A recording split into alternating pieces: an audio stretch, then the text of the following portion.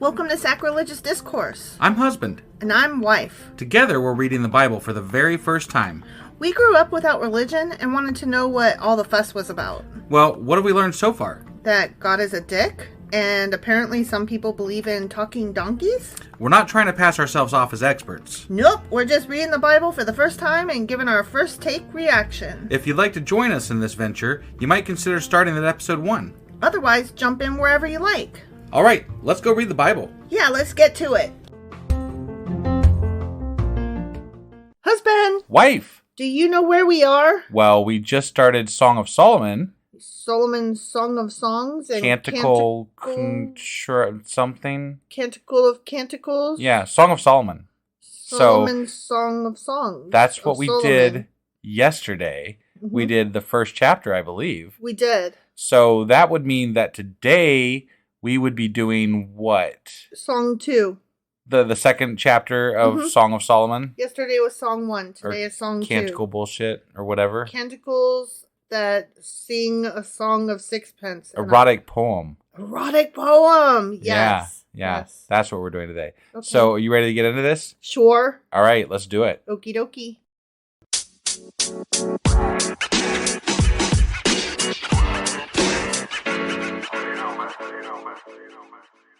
Okay, so in the intro, I said, sing a song of sixpence, and you looked at me like I was nuts, and so then I had to go look it up to make sure that I wasn't crazy, and I'm not.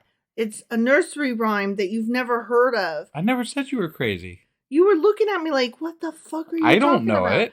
Okay, but it's a common nursery rhyme. It goes, sing a song of sixpence, a pocket full of rye, 24 blackbirds baked in a pie. When the pie was opened, the birds began to sing. Now, wasn't that a dainty dish to set before the king? Yeah, it's great stuff. Okay, I'm not saying that it's good stuff. I'm just saying it's a common nursery rhyme. So when I said, sing a song of sixpence, and you looked at me like I was nuts, I'm not nuts. I didn't say you were nuts. No, your face said I was nuts. I don't know it. That's all. Okay, so, but your face was like... No, my face said, what do you do? What is that? I don't know what that is. I know that, and I'm like, I'm saying common words. I'm saying words that most people know. So what I'm saying is that, listeners, please tell husband that is a nursery rhyme that is common. Thank you. Okay, song 2. Ready? I'm glad you got that out of your system. I had to. Yeah. I am a rose You're of Sharon. I am a rock. I am an island. No, just kidding. But I am a rose of Sharon. Okay. The lily of the valleys. Sharon's the lily of the valleys? I'm a rose of Sharon, the valley, you know? And I'm a lily of the valleys. Okay. All right. Okay? Yeah. Like a lily among thorns is my darling among the young women. Okay. All right. Like an apple tree among the trees of the forest is my beloved among the young men. I delight to sit in his shade, and his fruit is sweet to my taste. It's an interesting choice of a tree to pick as the tree. Mm-hmm. You know, I mean, I know in Genesis that technically it was a fruit tree. Right. It was like, but everybody associates the apple tree or the apple with Eve. So well, that's when you walk up to somebody who's hot and you go, nice tree. Right? Let him lead me to the banquet hall and let his banner over me be love. Strengthen me with raisins. Refresh me with apples. For I am faint with love. His left arm is under my head and his right arm embraces me. Man. Daughters of Jerusalem. Wait, under her head. That means that they're laying down. They are together. Yeah.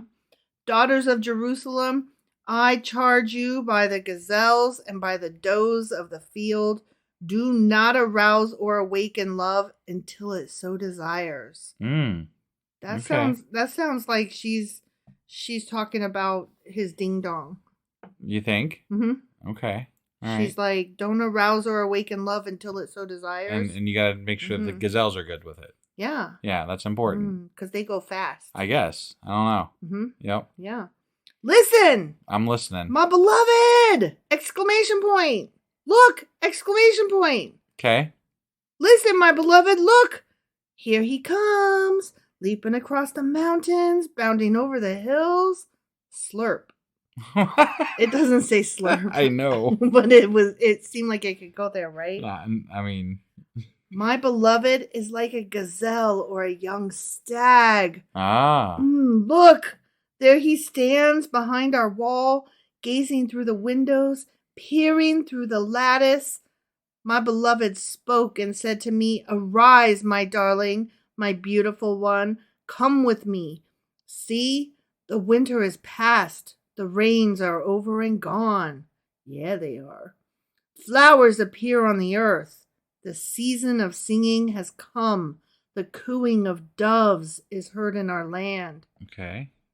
Well, the cooing of doves is heard in our land. Like, yes, we've arrived, Right. Like the dove that they sent out, like in the flood, the 40 days and the 40 I nights. just figured it meant like spring is here and the birds are back and the flowers are blooming and it's springtime, guys. The cooing of doves is heard in our land. That's saying a thing. Okay. This whole thing is full of symbolism. Got it. Okay. Yeah. The fig trees form its early fruit. The blossoming vines spread their fragrance. Smells so good. Mm-hmm. Arise, come, my darling, my beautiful one, come with me. I don't think that was the symbolism that was specifically there. Was it not? Okay, how about this? I'm just saying. My dove in the clefts of rock.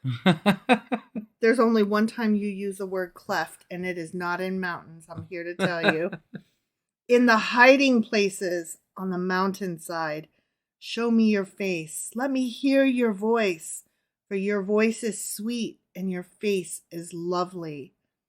Catch for us the foxes, the little foxes that ruin the vineyards, our vineyards that are in bloom. My beloved is mine and I am his. He browses among the lilies until the day breaks and the shadows flee. Turn, my beloved, and be like a gazelle or like a young stag on the rugged hills. Wait, is she saying that he's shopping around other women, but that no? Okay. She's saying they done did the deed and it felt good. Okay. And yeah. All right. Okay. Yeah. So now let me turn to my notes. Okay. So that was all there was there? Yeah, that was the end. Okay. That was a lot of like words for what was happening there. It was good stuff though. Okay. It was so much sex. Got it. Okay? Got it. Yeah. So this chapter, Song 2, contains a dialogue in the open air and several female poems with the main imagery of flora and fauna. Okay. Flora being flowers, fauna being animals. Got it. Okay. And verse 1 is Love in Paradise, sung by the female. Okay. The rose of Sharon is a flower of the field, thought to be a kind of crocus growing as a lily among brambles in the Sharon Plain.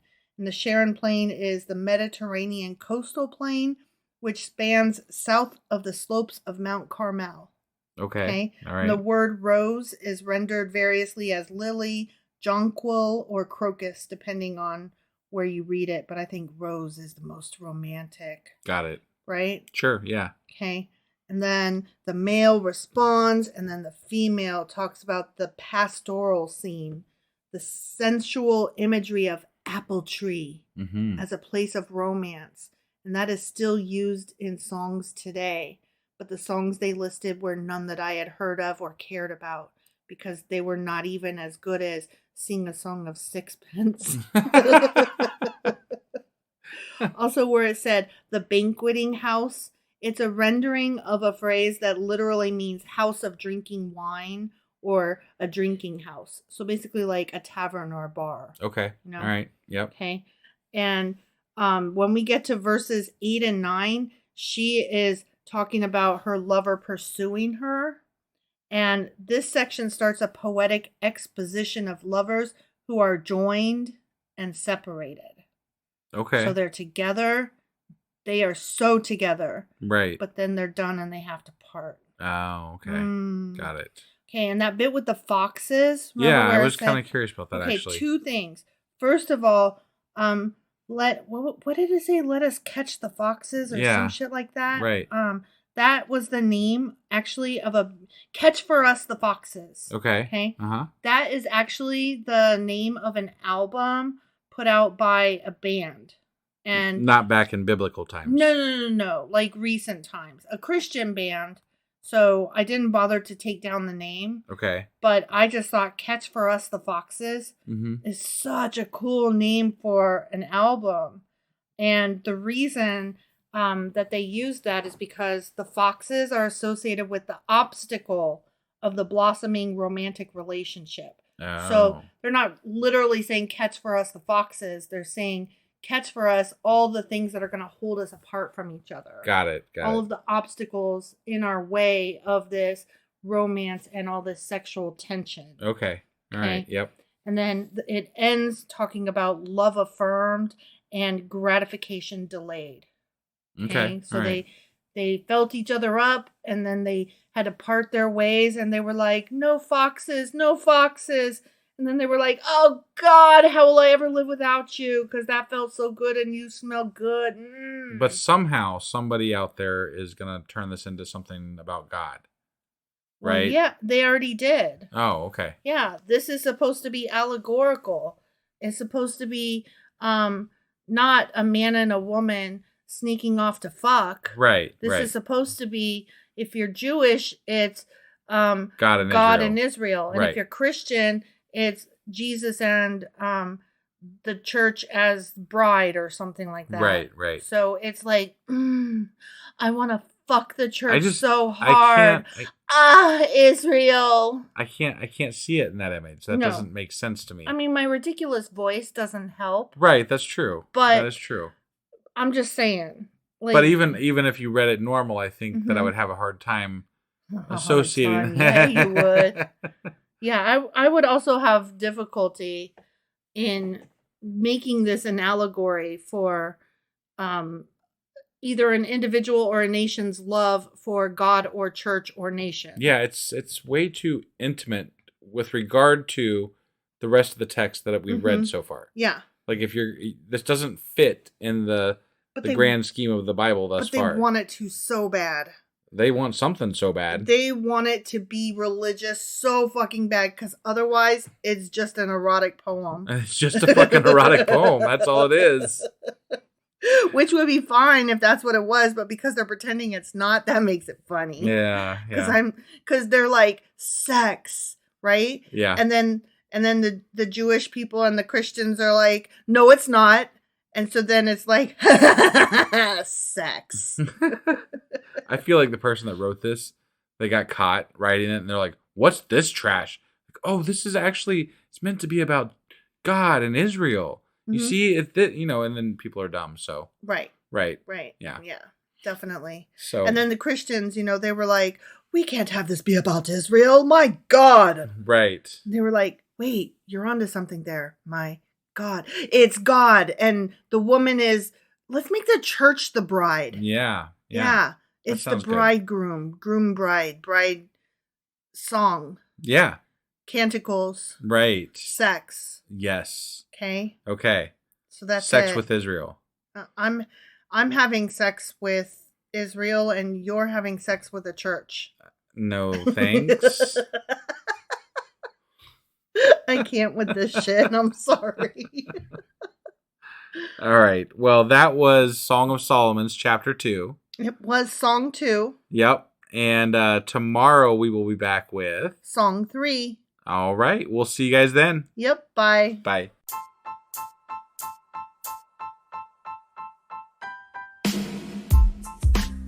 Hey, wife. I guess that's the end? But husband, that's just sad. It doesn't have to be. We are on lots of social media platforms like Twitter.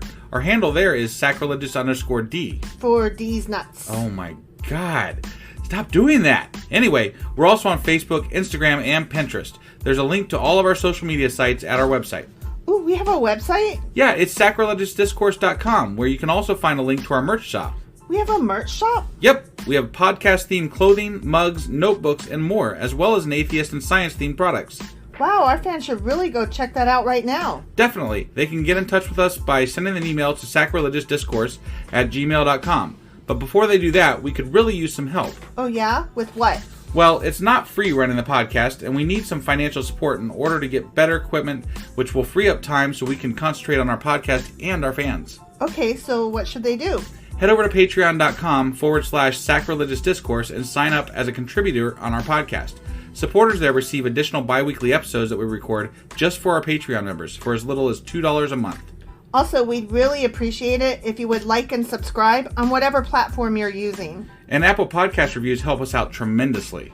Like and subscribe. Leave an Apple review. Join us on Twitter. Support us on Patreon. That's a lot of instructions. Don't forget to say thanks. Thanks. Okay, bye.